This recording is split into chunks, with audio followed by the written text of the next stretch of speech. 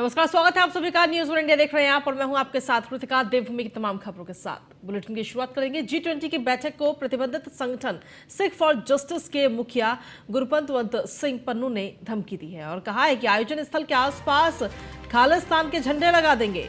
DGP ने हालांकि इस मामले में अभी फिलहाल जांच के आदेश दे दिए हैं। ये बड़ी खबर आप तक पहुंचा रहे हैं।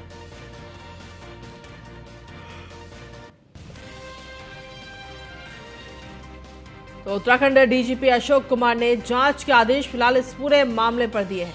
उत्तराखंड एसटीएफ को भी जांच में लगाया गया है कि आखिर ये धमकी किसके जरिए भेजी गई है।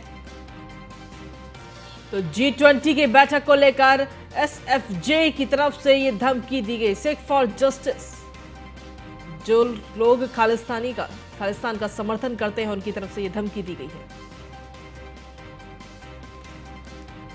कल रात UAPA that is unlawful activities prevention act का तहत जो प्रतिबंधित संगठन सिख फॉर जस्टिस का गुरपंतवंत पन्नू का एक रिकॉर्डेड मैसेज जो है मीडिया एवं अन्य लोगों को प्राप्त हुआ है। एसटीएफ जो है इसमें जांच कर रही है। अब ये जांच में प्राथमिक तौर पे ये पता चला कि ये स्पूफ्ड नंबर से जो है ये कॉल जो है रिकॉर्डेड कॉल जो है सभी को कुछ लोगों के पास भेजा गया है और इसका जांच जो है एसटीएफ अभी कर रही है। ऐसा लगता है कि ये जो है अभी G20 का जो इवेंट होने वाले रामनवमी है उसको लेकर एक पब्लिसिटी गेम के लिए ये काम किया जा रहा है और उत्तराखंड पुलिस जो है पूरी तरीके से जो है मुस्तैद है और तथा इस टाइप का लोगों को जो भी मकसद है उसका पूरा होने नहीं देंगे और सुरक्षा का पक्का इंतजाम है। और जो है हमारा वरिष्ठ अधिकारीगण जो है रामनगर और उधम सिंह डिस्ट्रिक्ट में जो है ब्रीफिंग रिहर्सल करके फोर्स को काफ़ी सेंसिटाइज कर रखे हैं। अभी ये इनपुट आए हैं, जो कॉल्स रिसीव हुए हैं, इसी संबंध में भी फोर्स को सेंसिटाइज करके और सतर्कता का जो है और इसी पर अधिक जानकारी देने के लिए हमारे संवाददाता सुदीप जैन इस वक्त हमारे साथ जुड़ गए। सीधा होने का रुक करते हैं। सुदीप, क्या कुछ ताजा अपडेट है? जिस तरीके से ये धमकी दी गई है कि खालिस्तान के झंडे लगाए जाएंगे जहां पर ये बैठक होगी उसके आसपास में, क्या कुछ अपडेट है आपके पास? जी देखिए, कल रात ये कई मीडिया कर्मियों और अधिकारियों को ये फ़ोन कॉल आया है। ये रिकॉर्डेड कॉल था, मुझे भी ये फ़ोन आया है। ये करीब 45 सेकंड के एक मैसेज में बताया गया है कि G20 का जो आयोजन स्थल है रामनगर, वो हमारा हिस्सा है। यहाँ हम काले झंडे लगाकर विरोध प्रदर्शन करेंगे और कोशिश उन जो प्रतिबंधित ये संगठन है इसके बारे में बताया जाता है कि जैसा पुलिस ने अभी तक आकलन किया है कि ये एक प्रकार से हाईलाइट होने की, खुद के संगठन को चमकाने की कोशिश है, इस प्रकार की झूठी धमकी देके।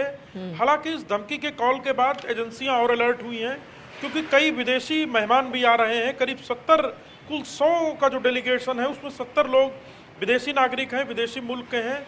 इसमें यूरोप है, फ्रांस है, सिंगापुर है और ऐसे डेवलप्ड कंट्रियां हैं जिनके बड़े साइंटिस्ट कल रामनगर पहुंच रहे हैं। पुलिस बहुत अलर्ट है और रामनगर और आसपास के इलाकों में और भी अब सघनता से चेकिंग का अभियान चलाया जा रहा है। पंतनगर एयरपोर्ट को भी और सेंसिटाइज किया जा रहा है और वहाँ सुरक्षा बढ़ाई जा रही है क्योंकि जो वीआईपी अतिथि आ रहे हैं वो पंतनगर एयरपोर्ट पर ही आएंगे।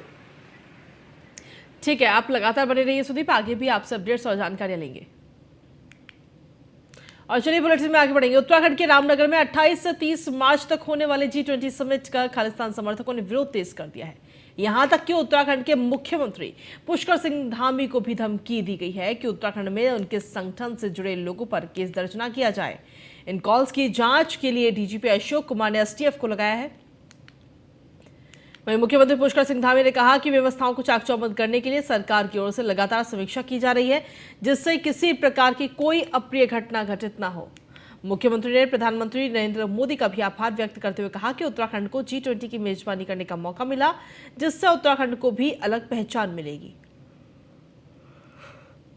ये जो भी इस प्रकार की चीज़ें हैं उसको हमारा प्रशासन देख रहा है, सभी को अलर्ट मोड पर रखा गया है और बैठक की सारी तैयारियां बहुत अच्छी हो रही हैं और हम आदरणीय प्रधानमंत्री जी का धन्यवाद करते हैं कि उन्होंने हमारे राज्य को एक नहीं, दो नहीं, बल्कि 3 बैठकें G20 की दी है। और जो सबसे पहली अहम बैठक जो रामनगर में होने जा रही है वो PSC लेवल की बैठक है, राउंड द टेबल बैठक हो रही है। निश्चित रूप से इस बैठक के होने से हमारा देश, हमारा प्रदेश देश दुनिया में जाएगा और संपूर्ण विश्व जो है भारत के साथ साथ उत्तराखंड वहीं उत्तराखंड में महत्वाकांक्षी जमरानी बांध परियोजना अब जल्द ही आकार लेगी। केंद्रीय वित्त मंत्रालय के पब्लिक इन्वेस्टमेंट बोर्ड ने प्रधानमंत्री कृषि सिंचाई योजना में इस परियोजना को शामिल करने के प्रस्ताव को स्वीकृति दे दी है। मुख्यमंत्री पुष्कर सिंह धामी ने इसके लिए प्रधानमंत्री नरेंद्र मोदी समेत केंद्र सरकार के प्रति आभार जताया। बता दें कि केंद्रीय जल शक्ति मंत्रालय ने पिछले साल इस परियोजना के लिए प्रधानमंत्री कृषि सिंचाई योजना के तहत 2584 करोड़ से ज्यादा की सैद्धांतिक स्वीकृति प्रदान की थी। इसमें 90% अंशदान केंद्र सरकार और 10% अंशदान राज्य सरकार को देना होगा। काफ़ी लंबे समय से ये परियोजना रुकी हुई थी और मैं आदरणीय प्रधानमंत्री जी का धन्यवाद करता हूं कि उन्होंने इसका संज्ञान लिया है और संज्ञान लेकर उसको अब जो औपचारिकताएं हैं वो पूरी हो रही हैं और जल्दी ही इसको पूर्ण स्वीकृति मिल जाएगी और जमरानी बांध निर्माण की दिशा में आगे बढ़ेगा। और इसी पर ज्यादा जानकारी देने के लिए विशेष संवाददाता सुदीप जैन लगातार हमारे साथ बने हुए। सुदीप, क्या कुछ अपडेट है आपके पास इस खबर को लेकर? जी देखिए, जमरानी बांध परियोजना बहुत महत्वाकांक्षी परियोजना है और जल संवर्धन के साथ ही ऊर्जा के लिए ये बहुत महत्वपूर्ण योजना होगी। परंतु राज्य सरकार के लिए एक बड़ी खुशखबरी और बड़ी राहत की बात यह है कि प्रधानमंत्री की सिंचाई योजना में शामिल हो गई है। तो अब इस योजना में बजट और दूसरी जो दिक्कतें होती हैं राज्य सरकारों के सामने वो दूर होने जा रही है। दूसरा, भारत सरकार की एक एक्सपर्ट कमेटी होती है वो भी इसमें टेक्निकल अपना सहयोग उत्तराखंड को देगी। तो ये जिस प्रकार से कहते हैं कि डबल इंजन, तो ये डबल इंजन का ही पावर है कि राज्य सरकार के प्रस्ताव को केंद्र ने माना और केंद्र से एक और तोहफा जमरानी बांध के रूप में मिला है। ये बड़ी महत्वपूर्ण योजना है और इससे करीब आधा दर्जन राज्यों को भविष्य में बिजली आपूर्ति करने का प्लान है। ठीक है, आप लगातार बने रहिए, आगे और भी खबरों पर आपसे अपडेट्स और जानकारियां लेंगे सुदीप। वहीं देहरादून में मुख्यमंत्री पुष्कर सिंह धामी ने सोमवार को कालिका मार्ग स्थित श्री कालिका माताजी मंदिर में पूजा अर्चना कर प्रदेशवासियों की सुख समृद्धि एवं खुशहाली की कामना की है। ये तस्वीरें आपको दिखा रहे हैं। प्रदेशवासियों की सुख समृद्धि एवं खुशहाली की कामना मुख्यमंत्री पुष्कर सिंह धामी की तरफ से की गई।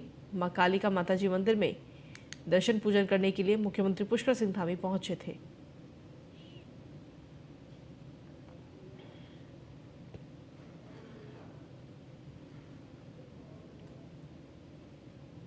उत्तराखंड में चारधाम यात्रा आगामी 22 अप्रैल से शुरू हो रही है और यात्रा की सभी तैयारियों को अंतिम रूप भी दिया जा रहा है। मुख्यमंत्री पुष्कर सिंह धामी ने कहा कि चारधाम यात्रा को लेकर काफी पहले से ही तैयारियां शुरू कर दी गई हैं और सुव्यवस्थित यात्रा के लिए सभी प्रयास भी किए जा रहे हैं। मुख्यमंत्री पुष्कर सिंह धामी ने कहा कि इसके लिए सभी विभागों से लगातार कोऑर्डिनेशन किया जा रहा है और आज भी पर्यटन विभाग के साथ बैठक की गई। मुख्यमंत्री पुष्कर सिंह धामी ने चारधाम महापंचायत की तमाम आशंकाओं को लेकर कहा कि उनके अनुरूप ही यात्रा को सुचारू रूप किया जाएगा। चारधाम महापंचायत की जो मांगे हैं उसके तहत और बाहर से आने वाले लोगों को सभी सुविधाएं मुहैया हो सके, उसी के तहत काम किया जा रहा है।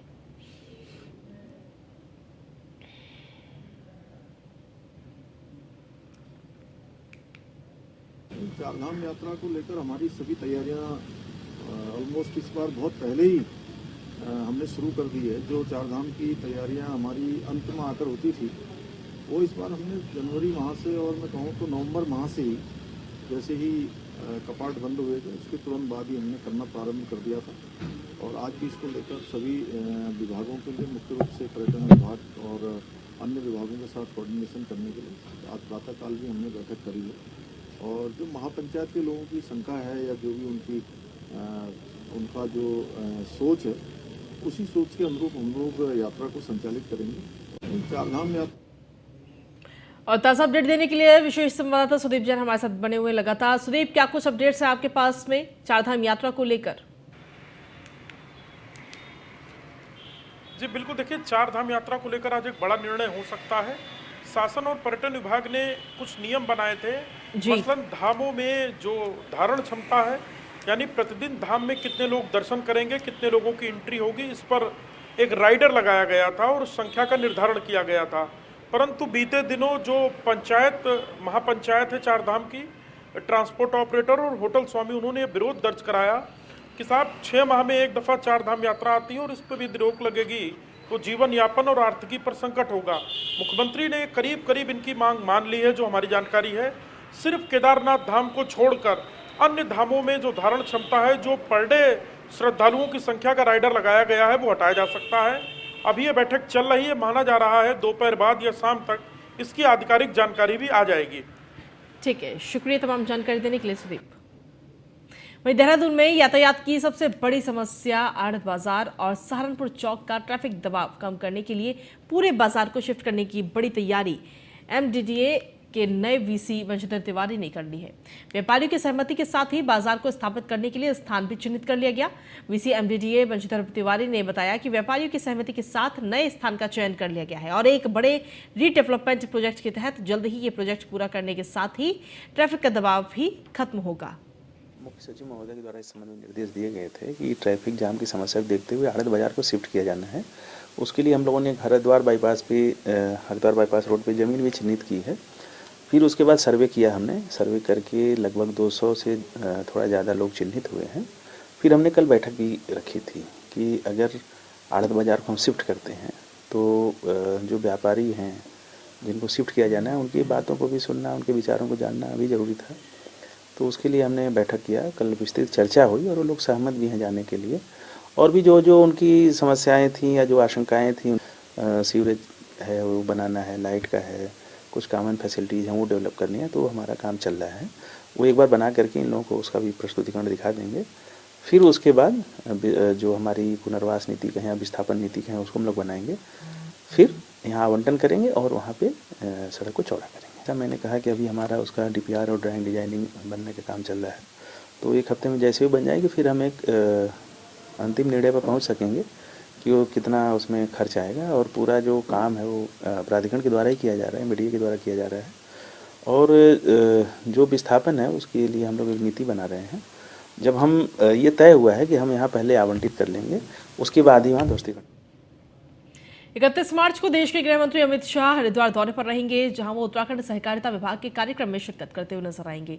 अमित शाह के दौरे को लेकर चल रही तैयारियों का जायजा लेने उत्तराखंड के सहकारिता मंत्री धन सिंह रावत हरिद्वार पहुंचे, जहां उन्होंने प्रस्तावित कार्यक्रम को लेकर जिले के अधिकारियों के साथ बैठक की। इस दौरान उन्होंने ऋषिकुल मैदान का भी निरीक्षण किया, जहाँ 31 मार्च को सहकारिता विभाग का कार्यक्रम आयोजित होना है। देश के गृह मंत्री और सहकारिता मंत्री जो है हमारे हरिद्वार जिले में आ रहे हैं।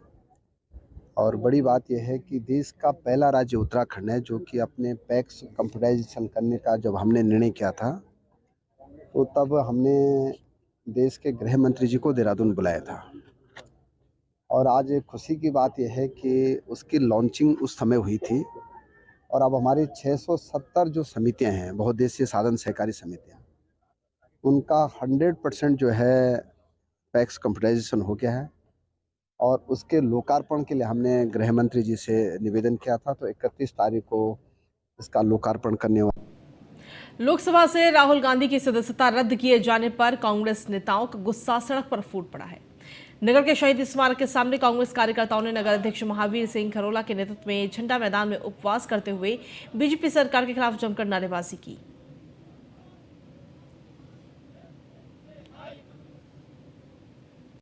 भाजपा सरकार ने राहुल गांधी जी की सदस्यता समाप्त कर दी है। इससे तो ये लगता है कि हमारा पूरा लोकतंत्र जो है खतरे में। ये क्या करती है बीजेपी सरकार जो है सारे मुद्दों को हटाकर जनता का ध्यान जो है दूसरी तरफ आकर्षित करती है, जिससे जो है बेरोजगार युवा जो है आवाज न उठाए। राहुल गांधी जो देश के युवाओं के प्रतीक के रूप में संघर्षरत हैं और उन्होंने राहुल गांधी को पहले तो जब संसद में बोलते थे तो उनका माइक बंद कर देते थे। आज उनकी सदस्यता समाप्त करके उनकी आवाज़ को संसद के अंदर बंद करने का काम नरेंद्र मोदी अगर करना चाहते हैं तो वो इस बात को भूल जाएं कि राहुल गांधी संसद के अंदर ही नहीं बल्कि आज सड़कों पर उतर कर जो है इस लोकतंत्र को बचाने का काम करेंगे। केंद्र की नफरत, महंगाई, बेरोजगारी और राजनीतिक व्यवस्था के अति केंद्रीकरण के खिलाफ हमारा जन जागरण का कार्यक्रम चल रहा है। और आप सभी जानते ही होंगे, पूरा देश जानता है कि राहुल गांधी जी ने संसद के बाहर और अंदर दोनों जगह अपनी आवाज़ को निडर होकर बोला है, जिसकी कीमत उन्हें चुकानी पड़ रही है। वहीं लक्सर में एक निजी बैंक के हॉल में खानपुर विधानसभा क्षेत्र के तहत प्रदेश सरकार के 1 साल के कार्यकाल पूरा होने के मौके पर बहुउद्देशीय शिविर का आयोजन किया गया। इस दौरान खानपुर विधानसभा क्षेत्र के विधायक उमेश शर्मा सहित कई अफसर मौजूद रहे।